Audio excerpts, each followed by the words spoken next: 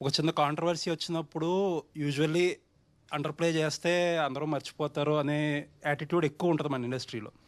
But మీరు own చేసుకుని దానికి అపాలజీ చెప్పారు కదా, అది నిజంగా చాలా బాగా నచ్చిందండి.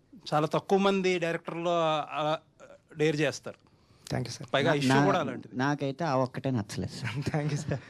Thank you sir. కారణం ఏంటంటే ఒక ఒక పాత్ర ఒకలాగా ప్రవర్తిస్తుంది అనేది అది దర్శకుడు ఊహ.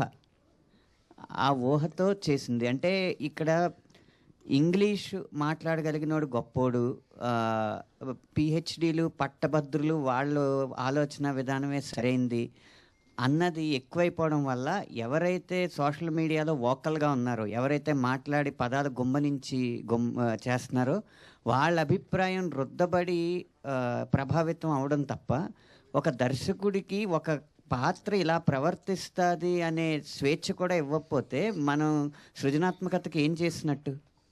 ఇప్పుడు అంటే అదేంటది వైటల్ అట్రాక్షన్, లేకపోతే హార్మోనల్ రియాక్షన్స్, ఇలాంటి పెద్ద పెద్ద పదాలు వాడితేనేమో చాలా ఈస్థెటిక్గా తీసినట్టు ఆసమ్ అంటారు.